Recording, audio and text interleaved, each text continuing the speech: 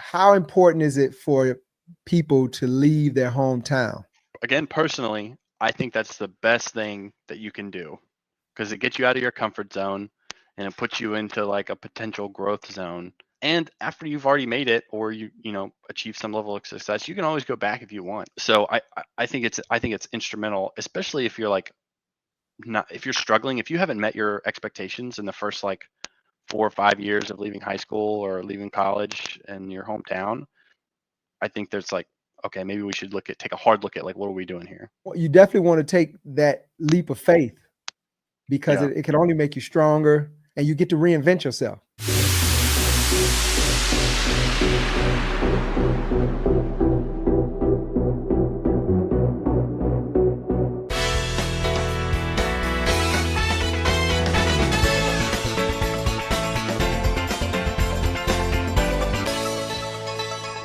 I'd like to welcome everybody to the Pattern Disruption Podcast. This is the show where we break through the noise and we dive into the stories of those who've shaken up the game. I'm your host, Eric Rhymes, and every week I'm gonna bring you real, raw conversations with entrepreneurs, educators, entertainers who've went from the shadows to the spotlight. So if you want to learn what it takes to rise above the rest, you're in the right place. Let's break some patterns and start the show. What up, y'all? It's your girl, Just Hilarious. And when you want to listen to something real nice, you got to log into my man podcast.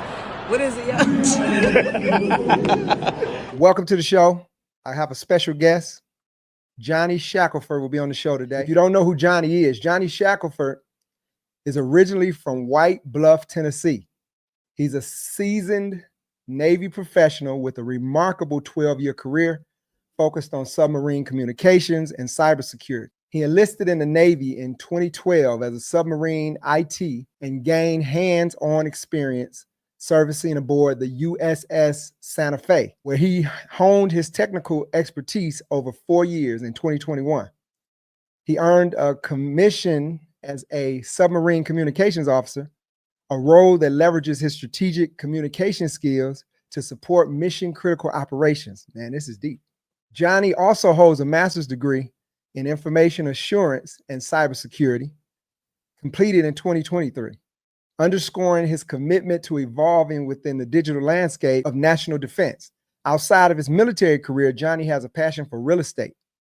He purchased his first home in 2017, followed by his first investment property in 2020. Today, he owns 3 properties, 2 short-term rentals, and 1 long-term rental, building a solid foundation as an investor. Johnny is not only a dedicated family man, married since 2016 with a young child born in 2023, but he's also a driven entrepreneur and leader. His journey through service, education, and business embodies resilience, adaptability, making him a perfect guest for the Pattern Disruption Podcast. Let's bring Johnny Shackleford to the stage, y'all. What's up, Johnny? Hey, aloha. Good morning. Oh, man. How's it going? Oh, fantastic. Excited to be here.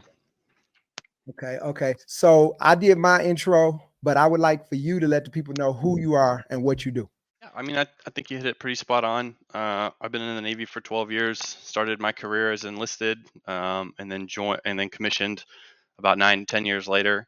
I really enjoy that. It's definitely given me a life for me and my family that, I never thought was possible growing up. And, married since 2016 with my wife. We met freshman year of high school, so we've known each other a long time. And then we welcomed our first child last year, 2023, a little baby girl. So she's awesome, just the best. So when we met, you were about in your 20s. Yeah, I was probably 22, 23. Wow. Okay. Yeah. And we were at LAX. We were, I think we were on a layover or something.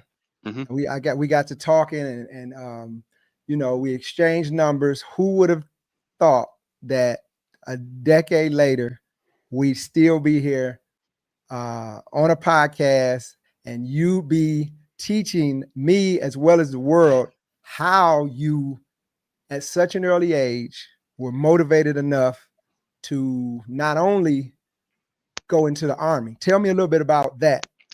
Yeah. So when we met, I think going to school. I went to school in Groton for a few months. Groton, Connecticut. That's where all the submariners go. But yeah, being in the Navy's been great. I mean, my first tour, like right after high school, my first 4 years after high school were on a submarine. That's where I worked every day. I went down to the pier, got down on the boat, and that was my office every day for 4 years. When all my buddies went to college and they were all worried about midterms and finals and all that stuff, I was on the boat worried about fires. Do we have enough oxygen? Do we have enough food? Are we going to surface? Like, and we'd go 70 to 80 plus days in between surfacing. So we'd shut all hatches, go deep, do God's work, come back up 80 days later, pull in port for 5 days, refuel, get more food, get some fresh air, and then go back out and do it again. And then we'd come back to port. Um, so I think all in all, under my 4 years on the boat, I spent 2 years underwater, steamed on nuclear power is what we call it. So it was a good time. So where did you get this huge idea to be in, not only in the military, because I think I thought about it back in the day, but it just wasn't my thing. But what really motivated you to go into the military? Well, at first I didn't want to. My dad was in the Marines in the 70s for a stint, and he was like, "Hey, whatever you do, just don't join the Marines." I was like, "All right, got it." And I had no real interest in the military when I was early high school. But then once I started looking at how much college costs, and I come from a pretty poor family. Like we grew up in a trailer from the 60s. It was old, decrepit, disgusting.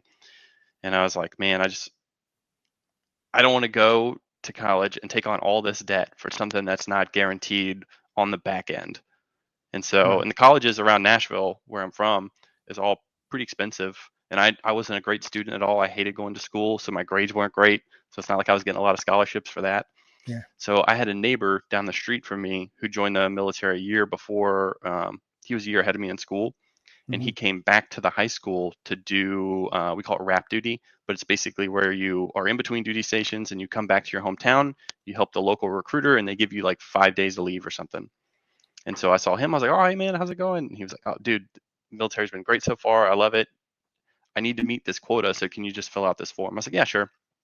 Filled it out, and then the recruiter just kept hounding me about joining. He just like kept talking to me. He was a cool dude. He's actually an LDO now, just like I am, which is cool. What's LDO? It's a limited duty officer. Okay. So that's just the commissioning path that I took in the Navy. So that means that you're still in the Navy. Yeah. I've been in the Navy the whole time. Yeah. Okay, and that's how many years? 12 total. 12. And do you plan on retiring? Yeah. Retirement's in 8 years. Yeah, less than 8 years. Oh yeah. So I'll be great, eligible at 39 to retire and collect a retirement for the rest of my life. Yeah. My father was an Army veteran over nice. and he was in Vietnam, and now he is in his 70s, but the Army has been really good to him. It took a while, a lot of things have changed, but now he's living better than a lot of people his age who just work the regular, you know what I mean? Yeah. So, and that was kind of like why I took this path, because after my buddy, I talked to the recruiter, he convinced me to join. And then when I get there to the local MEPS station in Nashville, they're like, go to offer you jobs. And I qualified for not all the jobs, but most of the jobs based on my scoring. And they were like, hey, if you join submarines, we have this new job as an IT. There's no job sheet for it, but you get paid extra every month for being on a submarine. And when you're poor and you hear, oh, you're going to get paid extra to do roughly the same job as somebody else, you're like, oh, absolutely. And then I get to my submarine and I go, hey, man, how much extra a month do I get? And they're like, oh, $75. I was pissed. I was so upset. And that's $75 what? A month. Wow. Yeah. Now it's gone up since then. It scales, so it goes up. Okay. It's a lot more now, but at the time I was like, what did I sign up for? Yeah. So. Now, but what were your duties a lot more than that person, next person? Yeah, I mean, like when I got orders to my boat, so I finished all my schooling. It's about a year and a half of school to be in IT, and then I go to my boat. I fly to Guam because they're on deployment, and so I go to the boat in Guam, and in that particular part of their deployment cycle, they're coming back home to Hawaii. And during that time, they're doing all drills and all that other stuff. And so like my first underway, we have a flooding drill. The boat takes like a, 10-degree angle up, and I'm freaking out because I don't know why this is happening. Nobody Right. around me. I get out of the rack. I'm like, oh my god, I just got to the boat. We're all gonna die. It's flooding. I was like, oh my god, but nobody around me was freaking out. So I was like, oh, all right, well maybe we'll be okay. But it was definitely not a great experience. Like I was like, dude, my friends in college are just worried about you know exams and stuff, and I have to worry about for my life out here. I don't Yeah. like this. How deep did the submarine go? Unclassified, around 500 feet. 500 feet. Okay. Hmm. Okay. So you seem to have just listening to you talk, you're motivated. Seems like internally. Who was some of your inspirations to get you started in this so early? That's one of the things about your story that really resonates with me. You knew what you wanted to do so early. Yeah. Who helped you with that? Well, there's kind of two people. One, there was a girl I went to high school with who her dad does real estate investing, and he was like the first. I went over to her house for a party one time, and they have like an immaculate house, and I just couldn't believe like I mean we were coming from a trailer with an add-on that's like maybe 1,000 square foot total between me, my mom, my dad, my little sister. And so they have like a swimming pool and like a separate car garage that has 3 cars in it. And I was like, I just couldn't believe this house that they had. And I talked to him about it, and he was like, oh yeah, own real estate and do these things. I was like, okay, real estate might be the way to go then. Flash forward, to get to my boat, and I have a chief, a Navy T chief, who um, he was from Macon, Georgia, and he was he was like, Shackleford, you should invest in real estate. This is a good tool, because I talked about it a lot, right? I was one of those guys that just talked about it and never really did anything. I mean, I was like 23, 24, and I remember one day him and I were talking, and we are standing at this desk, and he like slams his fist down on the desk. He's a very animated dude. He slams his fist down on the desk, and he's like, Shackleford, you can't be poor your whole life. And I was like, all right. I mean, I guess you're right. What can I do? And he was like, hey, read these books, 4 Hour Work Week, Rich Dad, Poor Dad. Uh, and then a couple other books came out later on, like The Long Distance Real Estate Investing by David Green, a great book. And then he was like, hey, you should go to Bigger Pockets and start watching these podcasts. Yeah. So step one was buy a primary house for us, because me and my wife lived in base housing at the time, and it was just terrible. It sucked. And so Okay. we're like, okay. So we go, and we're in Hawaii at the time, so the cheapest condo is like $350,000. I don't make a lot as a second class at the time, so Yeah. like we barely qualified for this house, but we were fortunate enough to like go through, and with the VA loan, I didn't have to put any money down. So I think we moved into this $350,000 house or condo that was like 800 square feet. It had 2 bed, 2 bath. It was on the second floor, 2 parking stalls. I think I got into it for like 13 grand total, which was everything we had plus a little extra. Right. Um, but that really like kicked off the investing bug. But we still had debt at the time, so it took us like another 3 years to like come to terms with our debt, pay it off, come up with a plan to pay it off, and then come out 2020, January of 2020, with like a net positive account of like 25 grand, which was insane for us. Like, Yeah. I was 26 or 27. Yeah. So for us, like to have that amount of money was insane. Like that was Now, the most we'd ever have. did your wife work? Yeah.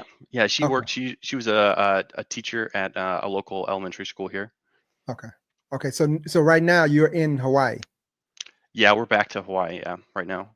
Okay. So were you in Virginia when we spoke about the show? You said something about Virginia.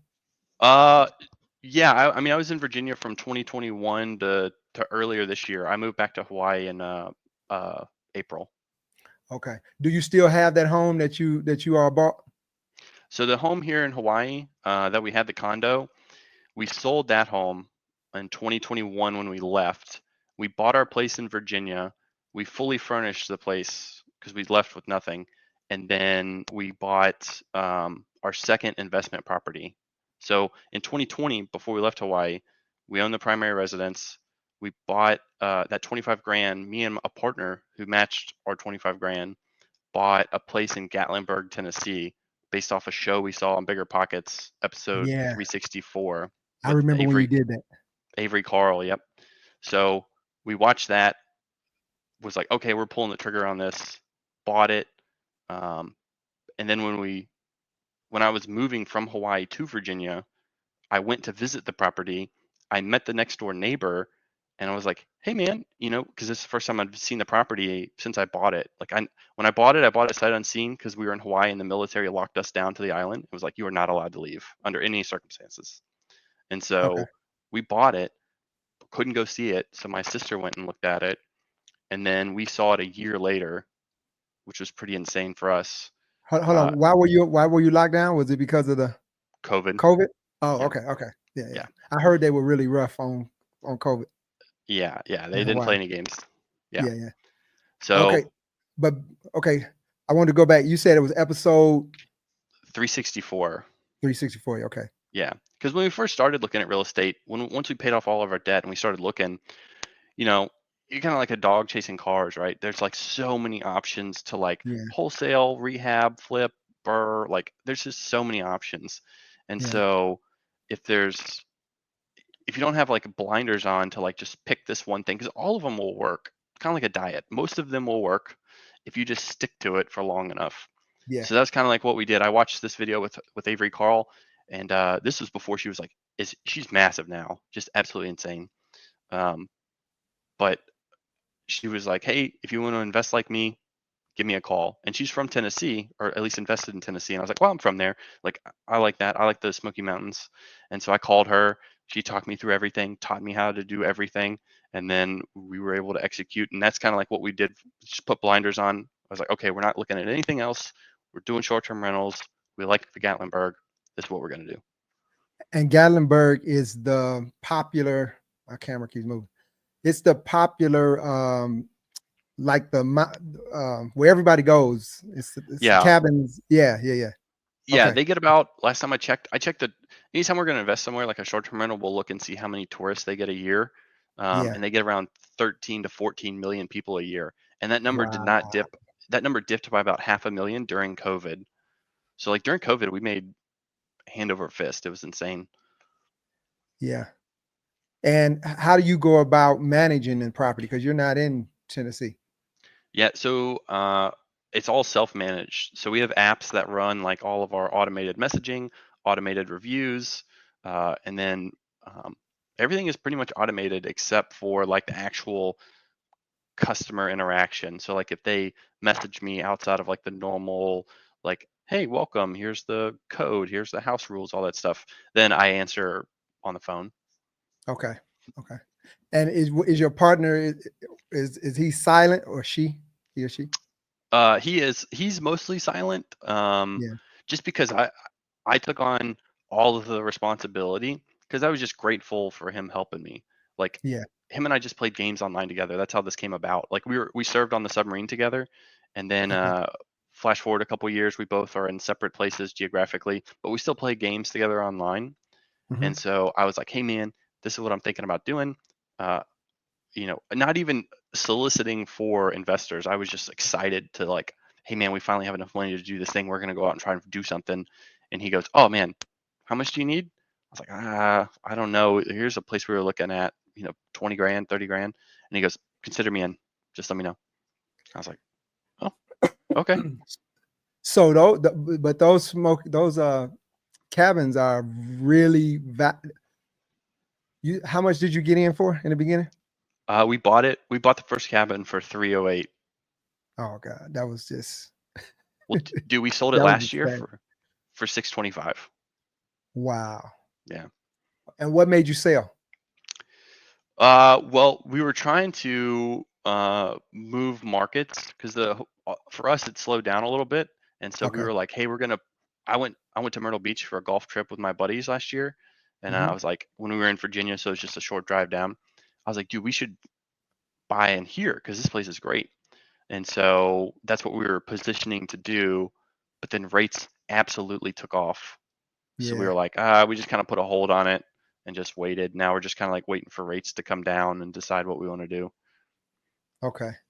So do you feel like you sold at the right time or a little too soon? Or I mean, it's Uh, I, obviously you made profit, but yeah, because I know I think everything's going up right now.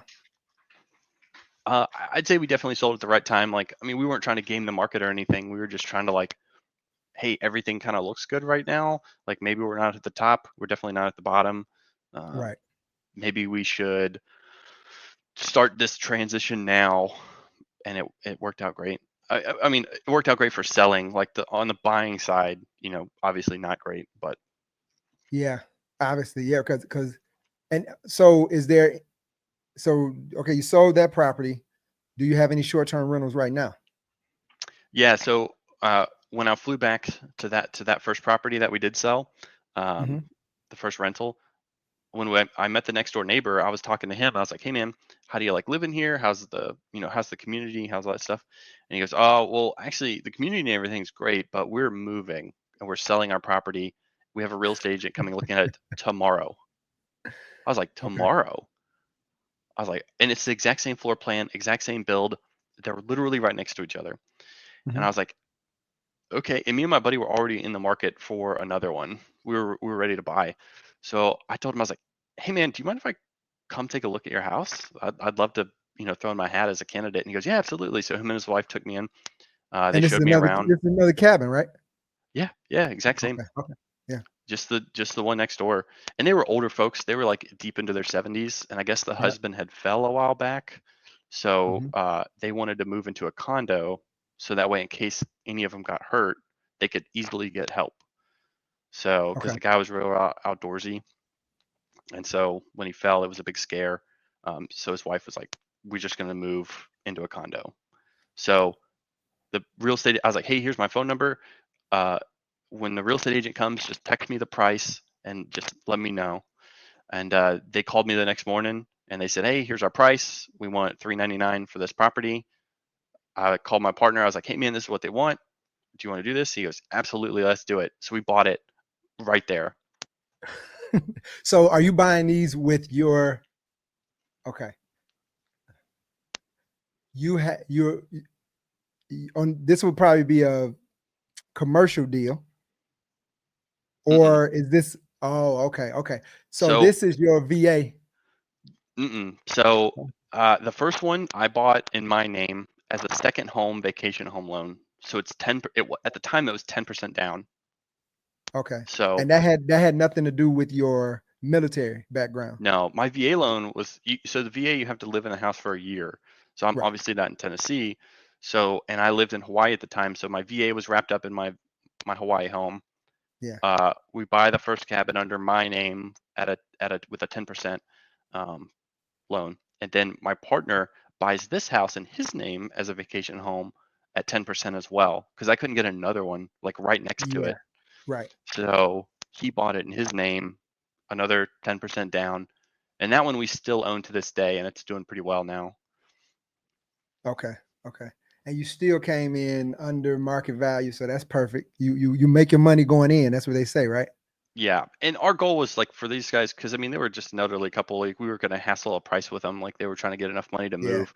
So we gave them their asking price because it was fair. It was a fair price. I mean, we still got an appraisal and everything done. We followed all the things that we have to do, but their price was fair, and we were like, yeah, absolutely. It was under what we were anticipating to spend, so it just kind of worked out well. And they sold us all of their furniture in their house because they didn't want to take Wow. any of it.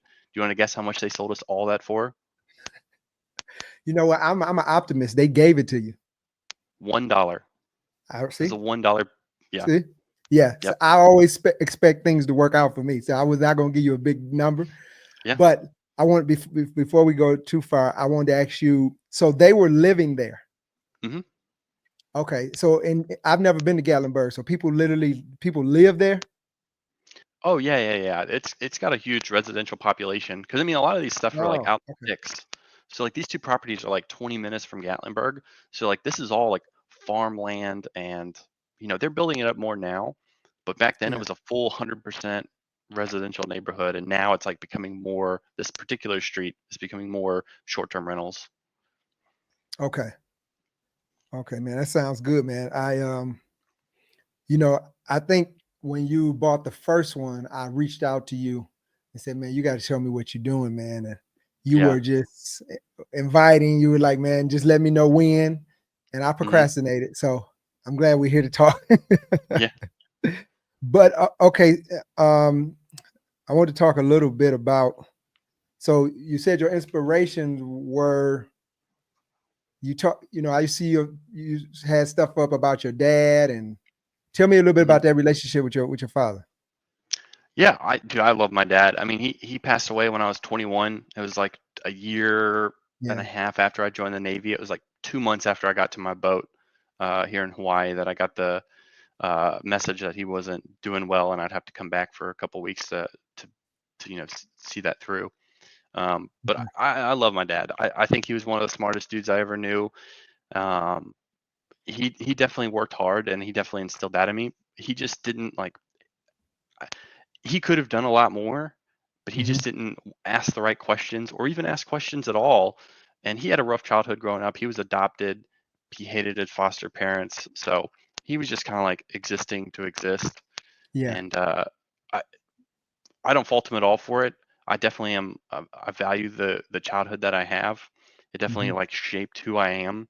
Because there's kind of two outcomes that you can take out of that, and one is like you just go, hey, this is the social norm. I'm going to be in this, you know, tax bracket or lifestyle forever. Or you can go, oh man, there's got to be a different way around this. And then, because I've got family members that took that path for a long time and now they're like kind of turning it around now. Yeah. And then guys I grew up with on my street, like that same, like we were all close on our street. Like they had the doing the same thing that, we were doing 15, 20 years ago. Yeah. So it's just asking the right questions, talking to the right people. And it can be hard to do that. Like it sounds like a intangible thing, but when you find somebody who's done it, like my buddy's dad, you go, oh man, like this is possible.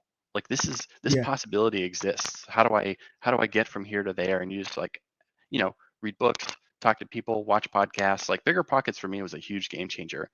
And the Yeah. chief that I was telling you about that told me to get into real estate investing, he owns like 5 or 6 homes in Okay. Macon, probably more now. I haven't talked to him in a few years because he retired.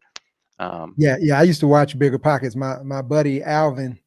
Shout out to Alvin Neal. He put me up on that back when they were in the early episodes. mhm, Yeah, he watched all of their stuff. It was a podcast. Yep. Yeah, yep. Um, let me see.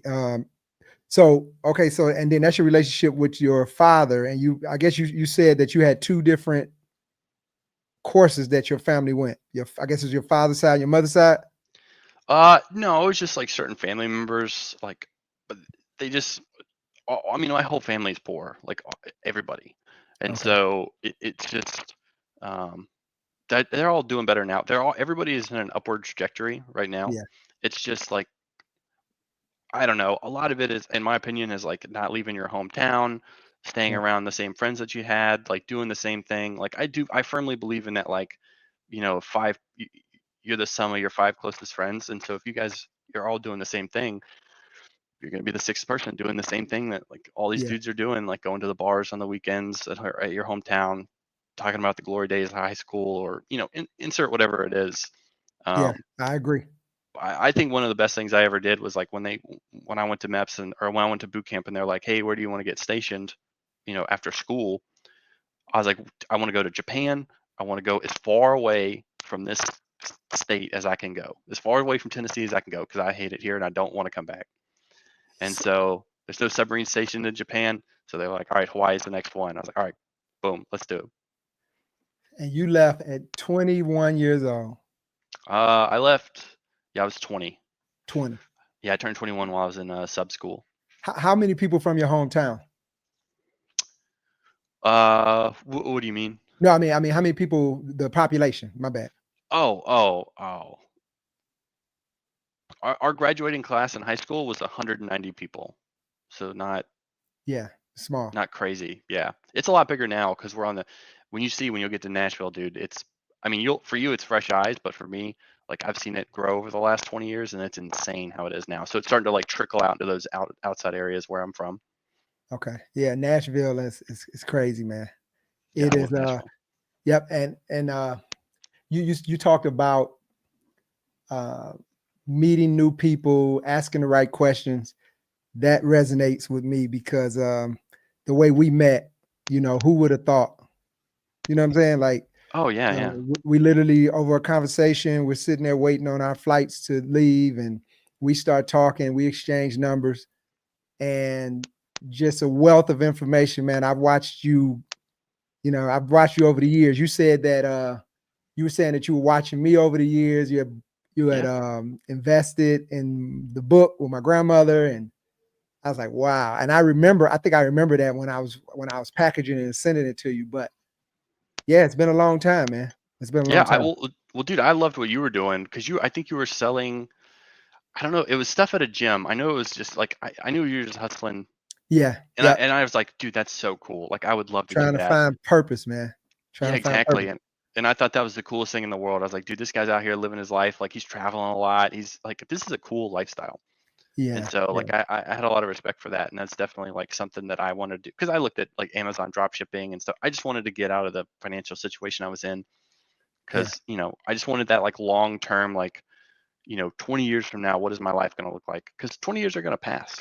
So yeah. it's like 20 years is coming, regardless if I wanted Regardless. to or not. Yeah. So how can I position myself now to make that 20 years from now me much better off for me, my family, my wife, like all future kids that I might have? I just wanted to take steps for that because that's not something my parents never did. Yeah, So for me, like, talking to older people, like, hey man, what do you regret? Oh, I regret not investing early enough. I regret not, waiting a little bit to have kids. I regret not, insert X, Y, or Z. So I take that into like my, calculus of how I'm going to run my life. So like me and my wife didn't have our daughter until all of our debt was paid off. We had investment properties and I had finished my master's degree and my mhm. career was on not autopilot, but I have like a good path to retirement, and I'm mostly on shore duty now based on my commissioning, you know, On what's that? shore duty. So like I On, don't, yeah. So like I have like a regular office job now. Like I go out on submarines every once in a while because I have a couple that are I have six that are in my responsibility. Um, but I'm not like going down there every day, and that's where I work. I work in an office, and I go down there when they need help, or I got to go inspect them, or I have to go underway with them and help them with X, Y, or Z. Um, So it just means that my home life is a lot easier. Because if I had yeah, to leave my daughter for 6 months, I would be very upset. right. It's Yeah, guys do it all the time. Like it, shout out to them because that's tough. Like that's but hard. My wife, my daughter grows so much in 6 months. I would be, not something that I want to miss out on. But that's why we not that's planned, what but I'm gonna like say. Yeah. tried to set up our life like this as best we could. You can't control everything, Mhm. but I can at least try and position the chips to align in a way that like it's in like my cone of acceptance of like, oh man, these are the things that I'm okay with as long as it falls somewhere in between here. Yeah. So I might travel a little more than I want now, but I can Skype my wife every day and see my kid and come home and then provide them a life like my daughter's childhood. I joke about it all the time. There was one weekend where I took my daughter to Whole Foods 2 days in a row. I didn't even know what a Whole Foods was until I was like 18. Right. Just stuff like that. Like for dinner last night, we gave my daughter edamame. I didn't have edamame until I was already in the Navy in Hawaii. I didn't even know what it was because I we don't. still don't know what it is. What is that in my man? It's like a soybean that comes in like this little. I couldn't even fully tell you. I just know it's fancy. Like how. Okay. All right. All So right. there's just stuff like that I like to. I think it's cool.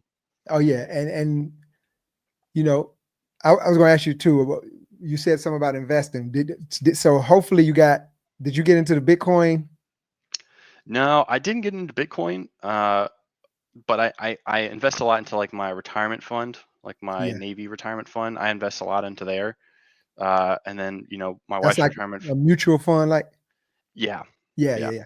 Okay. yeah. Okay. So I should have. I just didn't. I just didn't feel like fooling with it. And here in Hawaii, you can't even buy Bitcoin through like the regular Bitcoin exchange currencies because it's illegal here and it's considered gambling.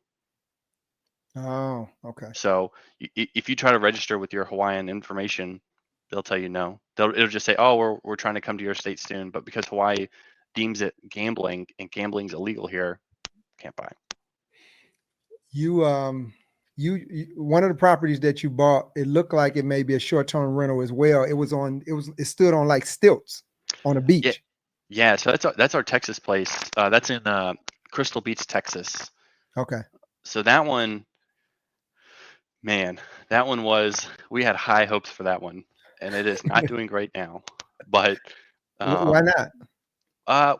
just at a time that we bought it, so like we had kind of all of our ducks in a row to buy a new property, and we owned the two in Tennessee, the two cabins right next to each other.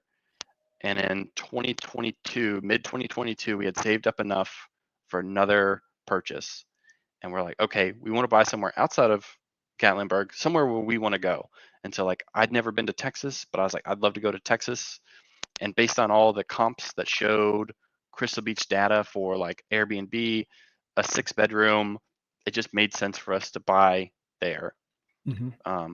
But we ended up building, which was a curse and a blessing, I guess. Curse in the sense of that we broke ground in middle of 2022 with a projected completion date of February of 2023, which would have been perfect because we got an interest rate of like 6.5%. We're like, okay, that's higher Oh yeah, than that's good. normal, Yeah. but it is what it is for the time. But of course, it got delayed till December of 2023, and we locked in at the highest point that you could get an interest rate, and it was a high loan because it's a 6-bedroom, 2,700 square feet. It's got a tiki bar, it's got a sand shower, it's got a game room. Like we put a lot of eggs in our basket in this one, but we ended up with like a 7.8% interest rate. And then Yeah, the that's fine. economy was diving at the time, so like we finished in December of last year, so all of this year, almost every month except for like 4 months, we've had to like put in some of our own money to keep the place afloat because the monthly cost is Yeah. not cheap, And which is that was new construction, huh? brand new construction, yeah. Which is Wow. cool because it's like the coolest thing we've ever done. Me and my buddy, and then my brother-in-law invested too. Okay. So uh, it was so the risk is split 3 ways, which is like why Yeah. we were able to accept this property. But we just recently put it into a Evolve, into a rental company, and so we're gonna see how they did. We shifted our cabin like 3 months ago into it because my job now is just a lot more demanding. I want to spend more time with my daughter, so to Yeah. like do all the marketing and everything that I need to do to make um, the property successful, which is eating up too much of my bandwidth, and I wasn't willing to do that anymore because Right. I love being a dad. Like I've positioned my whole life around being a dad and being here for my daughter and hanging out with her and drinking juice with her and watching cars because that's what she loves right now. And Okay. so this company takes 10%, but they market it across all the platforms. They do all the deconfliction, they do all the messaging, they do everything. So for me and my partners, that was a risk we were willing to accept, or a cost we were willing to incur. And our cabin has actually done better than when I was managing it myself.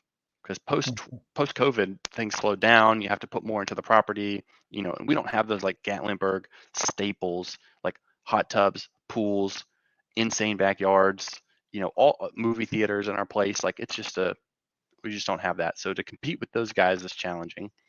Okay. But for the Texas house, we were like the cabin was kind of a trial run with Evolve to see if it would pan out, and it panned out pretty well. Like we're positive every month now. And so the Texas house, the theory is that we'll also be positive. So we went live a few days ago with a December 1st start date. So we're waiting on that to see how that goes now. How long have you had that property? We closed on it December of last year. Oh, okay. Because I was going to ask, Yeah. what did you try putting it on the market? But I know you got a lot invested into it. I did. We reached out to our real estate investor because right now I've kind of shifted my mindset from investment properties to I want to buy my mom a house Okay. because she's up in her 60s. I just feel like there's a little bit of guilt and like, oh man, I've got these properties, that's cool, but like my mom's still renting in a place Yeah. that's a little more expensive than it should be, maybe. So I reached out to her landlord, and I'm positioning to buy her house next year. Hopefully, the end of next summer, we'll be able to buy that. And What then state? What state is she in? Tennessee. Oh, she's still in Tennessee. Okay. Yep. Yep. Okay. So She just moves around a lot. Like it's just not a good living situation. So I want her to have a home base that she'll never have to leave if she doesn't want to. And I think that Okay. it's time to do that. That's a good goal, man. I was going to ask you what is your why, and I know your family Yeah. is a huge why for you for everything that you do. I also wanted to ask how do you approach goal setting? I would like to know your philosophy on if you want to do something, what's your process to get it So for done? me, and this started in high school with a buddy I used to have. We would set out this like large, unattainable goal. Like Mhm. for me, my like pie in the sky goal for when I retire from the military is I want to clear $40,000 a month. That's what I want Okay. to do. Okay. So then I work backwards from there. I go, okay, $40,000. What's like, how many properties is that? Okay, it's like, 10 properties at 4K a month. And then you just work all that down to like, what can I do today to make a step forward in that? Is it, I don't go to an expensive place for dinner tonight? Is it, I check on my IRA to make sure I'm getting the best interest rate? Is it, you know, could I move my money around to do X, Y, or Z to get to that goal? So like right now our goal is like buy mom a house. Okay, what does Mhm. that look like? Okay, so the Texas house is not doing great. Can I pull out of that in the next 6 months? Right now I can't because I'd still come out with money, but not as much as I put into it and my Yeah. partners put into it. And so not ideal, but we'll see how that goes.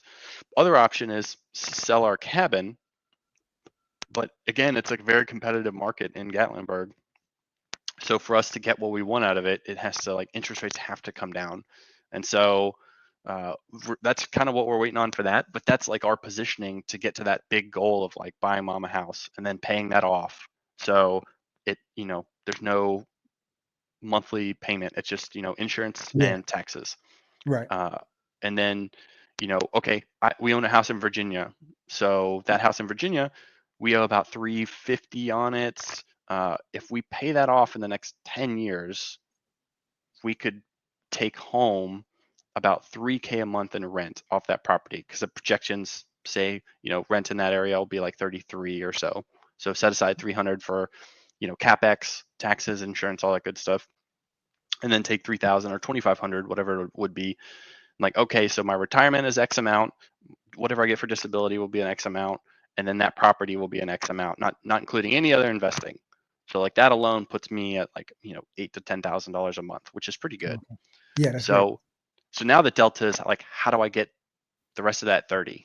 And so it's like, do I buy? Do I it's still stuff I'm working on. Like it's a living document, but that's Yeah. like I start at the top and I work my way down to like what's an Reverse actual step re, I can take today.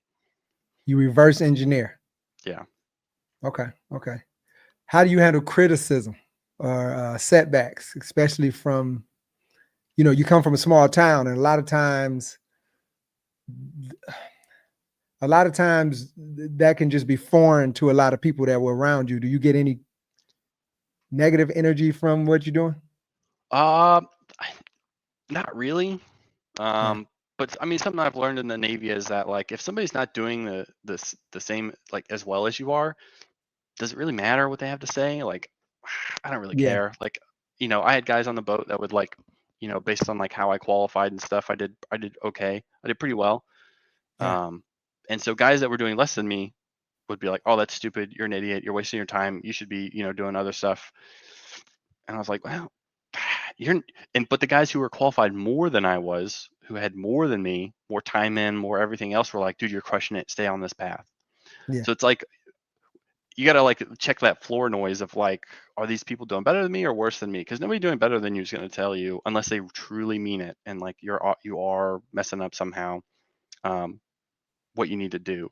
So I don't know. I haven't had a lot of experience with like true people doing better than me, like that. I don't know, had real criticism. Yeah. Okay. But for like setbacks and stuff, you just got to take on the shit. You got to charge it to the game, in my opinion. So like, there is a part of me that feels like a failure for not doing as well in this Texas house as I would like to. But there's just a lot of factors that go into it that aren't in my control. And so then you have to zoom into the lens of, am I doing everything in my control to make this the best property? And if the answer is yes, okay, I can't control these outside. I know there's a word for it, but like I can't control these outside factors. Like I'm doing the best that I can do. And Definitely. so as long as I'm meeting that mark, and if not, I'll accept it. There's certain things like maybe I could check the prices more aggressively every day. Maybe I should take better pictures. Maybe I should, lower prices for weekends, or, there's a lot of stuff that I could do. I don't know. It's just one of those, like, as long as Yeah. you're doing everything in your control, I think you'll be okay. How does one get, let's say I'm going to Gatlinburg and I want to find your property, or if I'm going to Texas, you said the app is called Evolve. Mm-hmm. Yeah. Okay. So you That's can the first find it time I'm on hearing. Evolve, but it'll be on Airbnb, VRBO, Booking.com, I think Expedia. There's a ton of websites that they host on. So any of those, if you're looking for, and you see that Evolve, you'd be able to find that property in there. How would I know it was yours? What if I want to come specifically to your place? The great question. I have not. What I used to do is carry a QR code that would Yeah. directly link if I you think you scanned it, sent me and it that would. before. Yeah. Yep. But I haven't done that for the new properties yet because I'm waiting for all the links to come back. But Okay. once I have that, I'll post it so that way people can go and look. Yeah. Because I would definitely, because people go all the time. Every group of people that travel, they go to Tennessee. I just never been there for the cabins.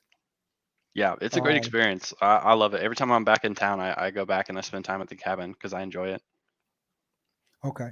If you can give one piece of advice to someone struggling to disrupt their own pattern, what would it be? I would have to say, take things in moderation. So, like, if your struggle is uh, debt or your finances, I would say take a healthy look at your account and take an honest look at your account of where you could cut things out, and then do it incrementally.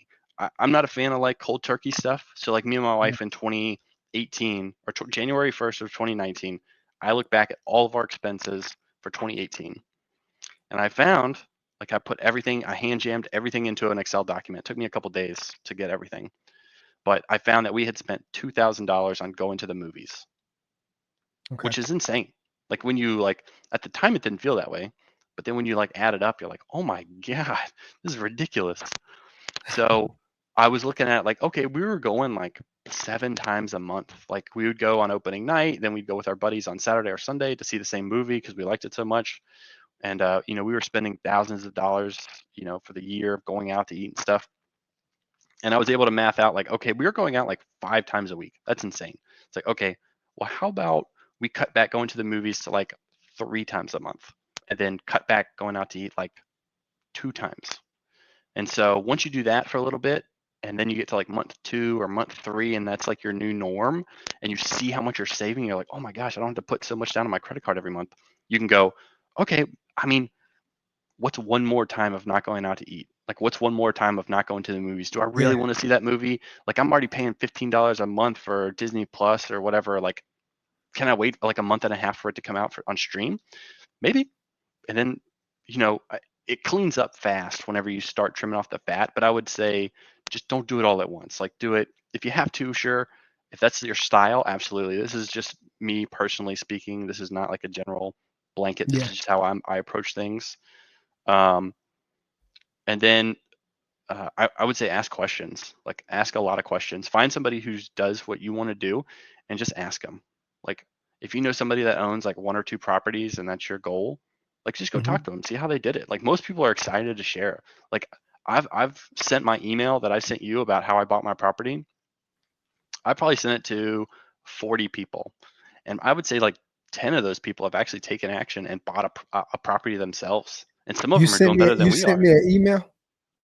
Maybe it would have been a long time ago because I built an email of like all the books I read, the performas that I use for the investing, like where I Yeah. pull my numbers from, the Bigger Pockets episode, and then I built an Excel spreadsheet that shows every dollar I spent on the first property and what it went to and how much the total cost out the door was.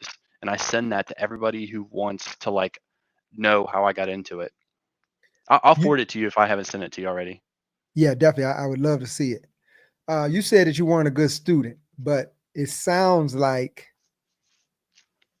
you must have not been applying yourself, because this is not or are you self-taught versus your organized learning in high school and middle school? And you sound like you're someone that values knowledge, especially I with. yeah, Go ahead. I definitely do, but I value knowledge that's applicable. So like even Okay. when I was getting like my bachelor's and stuff, and I tell my wife all the time because she's going to school now, I'm like, C's get degrees. Like I got my bachelor's in business, C's get and I degrees. had like a 2.9 thing, and I couldn't be I'd over the moon because I was like, I don't need this information. I'm not going to use it. And in the Navy, everything is you go to a school, they teach you just to have like the questioning mind and like they kind of how to do things, but like a rough generalization. And then when you get to where you're going, they truly teach you like OJT on the job training. They show you exactly what to do. And Mhm. so every platform submarine is different. Like there's a lot of different things. You may show up to your boat and get assigned a different job than what you were originally intending. So for me, like that's the true knowledge that's applicable. So for me, going to school like chemistry and biology, like I don't really care about this. Like this is not Yeah. going to have a direct chance. Probably not. Now looking back at it, the class that I hated the most was English and writing, which in hindsight I do more of that than anything else. Like Yeah. I write Yeah. procedures and policies and long-winded emails about, requirements and all kinds of other stuff. So I definitely wish I would have understood how like practical that is because the higher you climb in rank and even at a regular job, like you just become more of like just writing, just all writing, whether it's procedures, instructions, emails Yeah. to heads of companies or captains of submarines. Like if you don't sound intelligent, it's hard to like I don't know, communicate a message, like to tell somebody to have to do something. Right. So, but communicating is a skill that you would say to develop. Yeah, that and then critical thinking is another Yeah. one. When I was all growing up, I didn't know what critical thinking was. I saw it, I was like, I don't know what that means, whatever. And then, and I'm a terrible test taker because I didn't have critical thinking skills for the longest time. Like if you gave me like a 4-question answer and said, hey, um, one of these is correct, they're all correct, but which one is the most correct? My brain would just melt. I'd go, well, they're Yeah. all right. I don't know, dude. And so it took me a long time, like up until like a few years ago, to like really rationalize like what is the best answer. And I still struggle with it. Like I'm still not a great test taker. Not that Yeah. I Yeah. take Yeah. tests anymore, but That just gave me anxiety when you said it. They're all right, but one is more correct than the rest. yeah. Yeah. That would get me as well.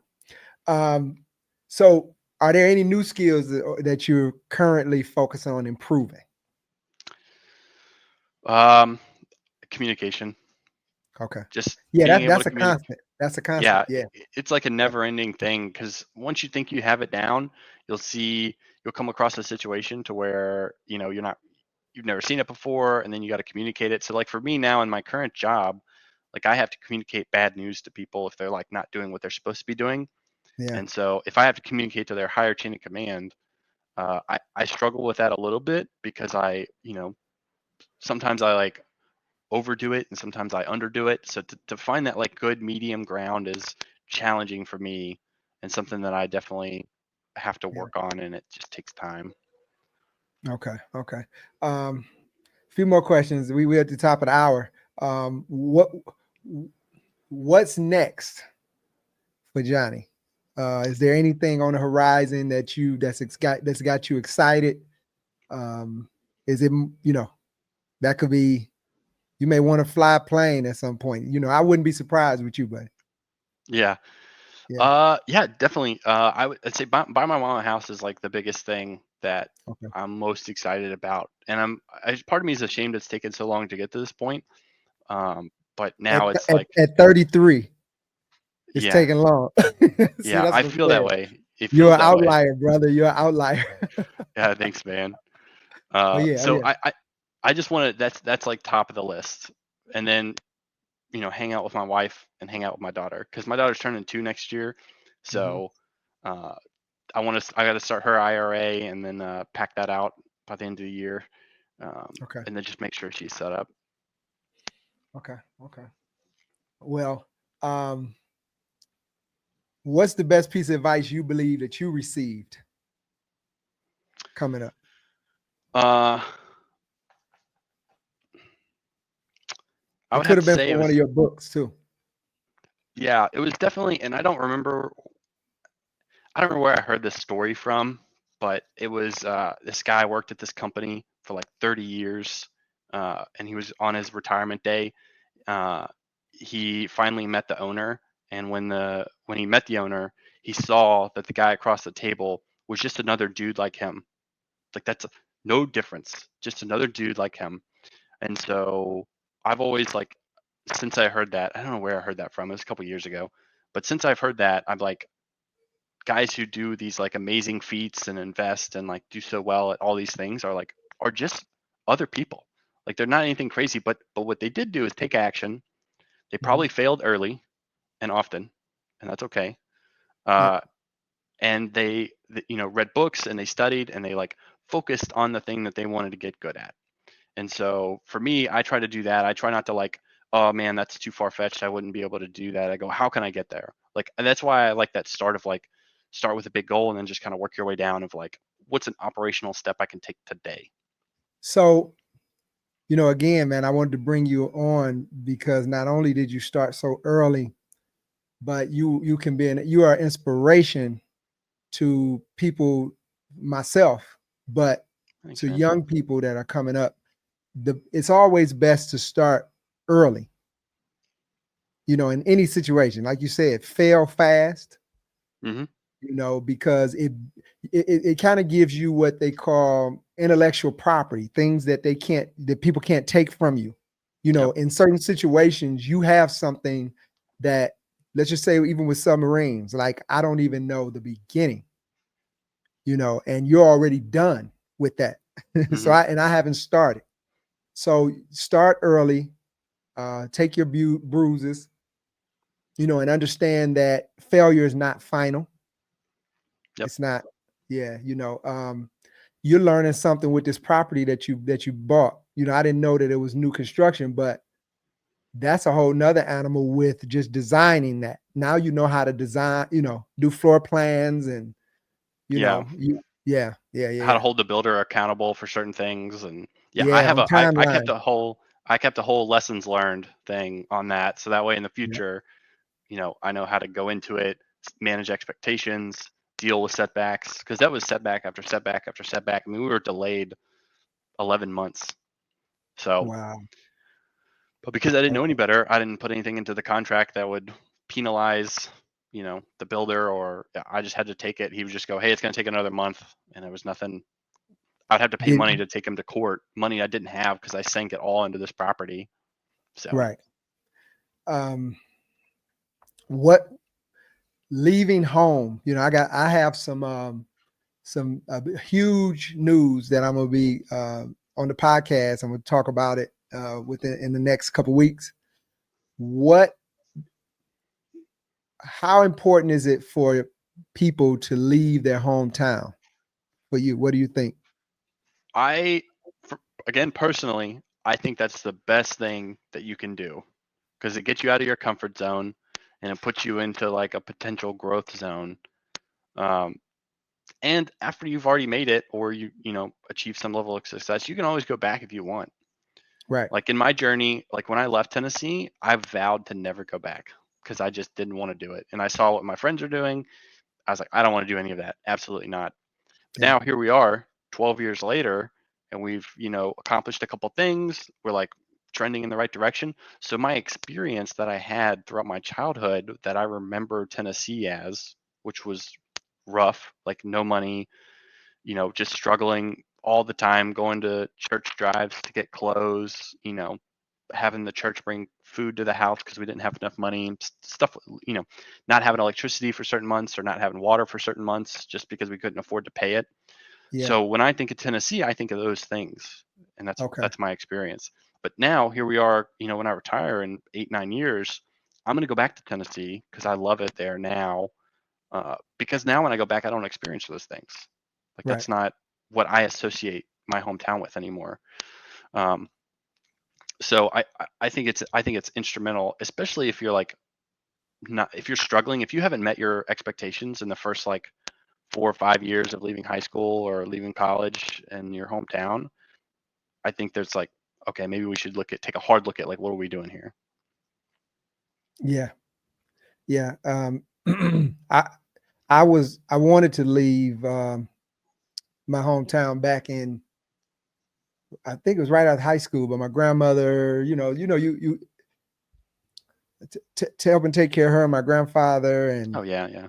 then then my daughter came, and it was just one of those things. So, I tell people, well, at least I try to be an example that, you definitely want to take that leap of faith, because Yeah. it can only make you stronger.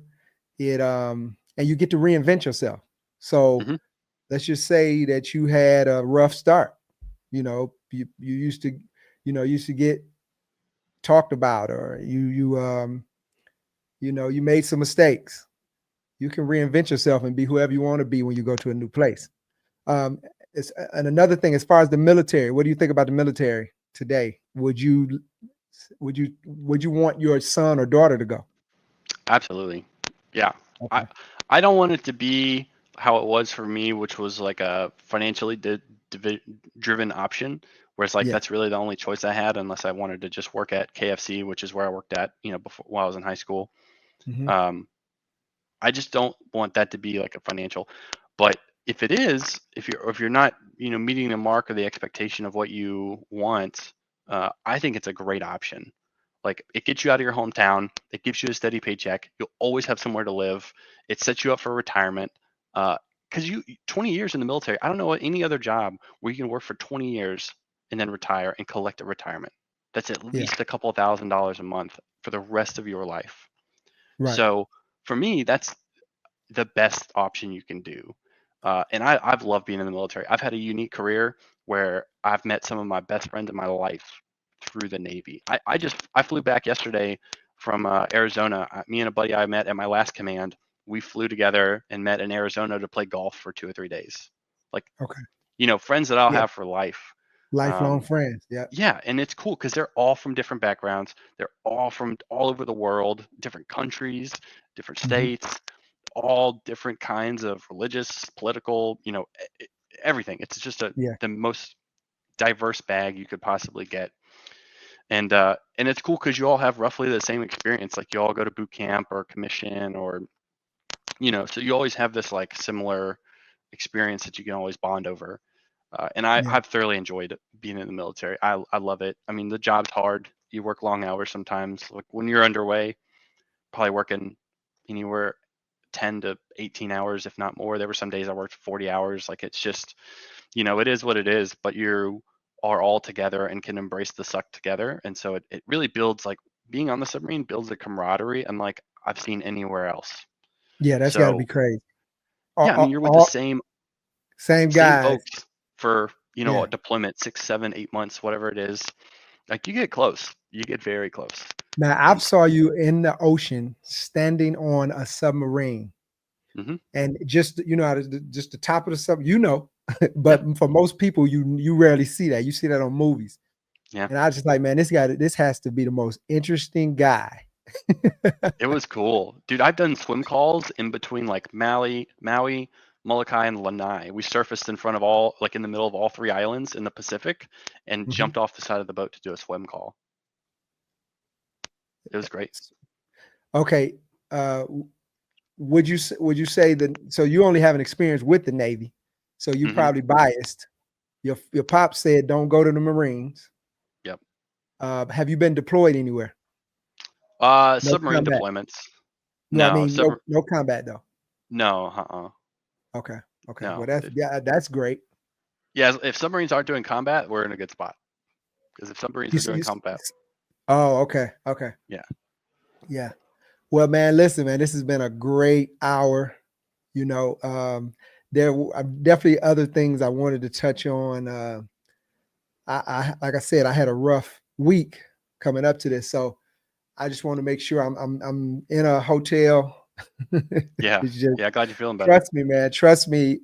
This meant a lot to me for me not to, I didn't want to cancel with you again. Um, Yeah, no worries, man. and you really brought it, everything that I thought that you would, that inspiration. This show, man, is for people that went against that pattern and that Hmm.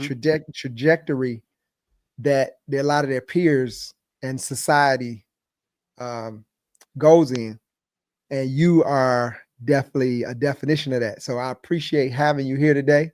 Is there any parting words that you have for the viewers?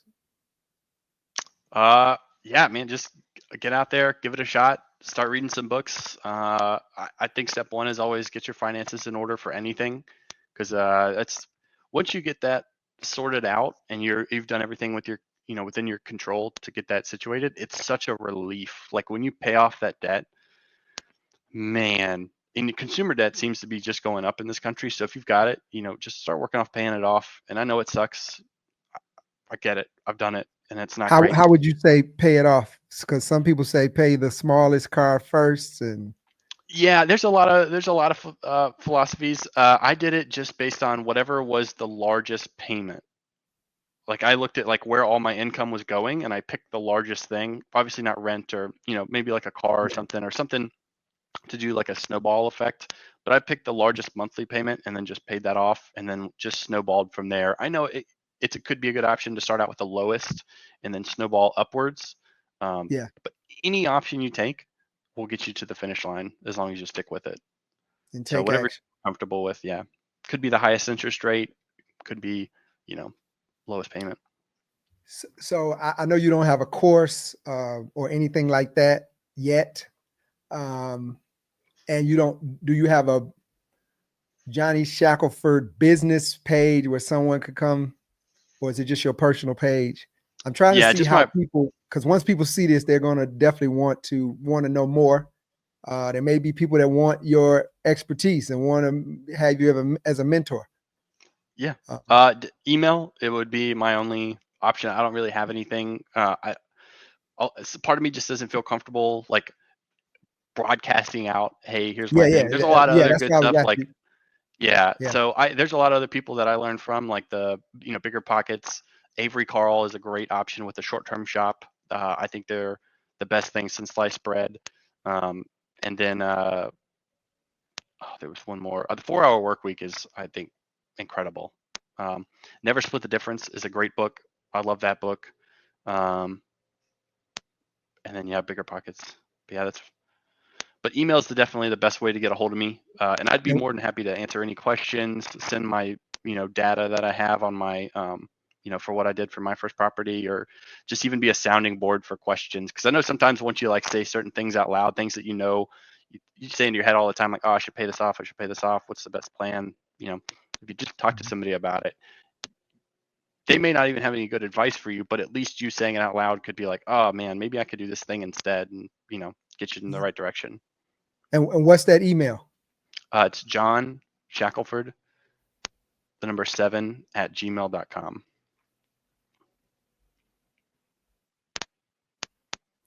Okay, and most definitely, I'll put that in the link when I edit this and it goes live, man. I appreciate your time, Johnny, man. It has definitely been a great show. Some people stayed on. A few people from the numbers, they stayed the entire hour, man. That's that. Oh wow, that's Most great. definitely. So I appreciate that, man. That means a lot. That's what we do this for. That's definitely what I do this for. I'm still new, and a friend of mine told me stop saying that, because when you are a novice until you act like a veteran. You see what I'm saying? Yeah. It's you learn from doing it, but at some point you got to say, look, this is not just a new show. This is a show, and Yep. it is just as quality as the next thing. And man, like I say, I appreciate you. I appreciate everybody that stopped by the Pattern Disruption Podcast. Hey, Johnny, from me to you, man, I appreciate you, and I look forward to talking to you again. I definitely want to get that email. Yeah, absolutely. I'll send it to you. All right, thanks everybody for being here. I'm gonna take Johnny. We'll put you backstage. It has to download for a few minutes, so don't don't disconnect yet. Okay, absolutely. Thanks, brother. I appreciate you having me on here. Oh yeah, most definitely. I appreciate you. Talk to you All right. soon. Yep. Well, there you have it. Everybody, that was a great show. Johnny is a very interesting guy, and I hope you learned something or got inspired by something that he said. Again, I'm in a remote location, so I haven't been able to do as many shows as I would like to do, but I wanted to get Johnny in because I kept postponing it. So I want you guys to go out and have a great day. Keep disrupting patterns. Whatever that is that you want to do, it will be great for you to go ahead and start. What's the worst that can happen? You could feel weird, and they can make fun of you, but at the same time, somebody has to do it, and why not you? So I appreciate everybody being here. Until next time, this is Eric Rhymes, your host, the Pattern Disruption Podcast. I will see you guys next time. Peace.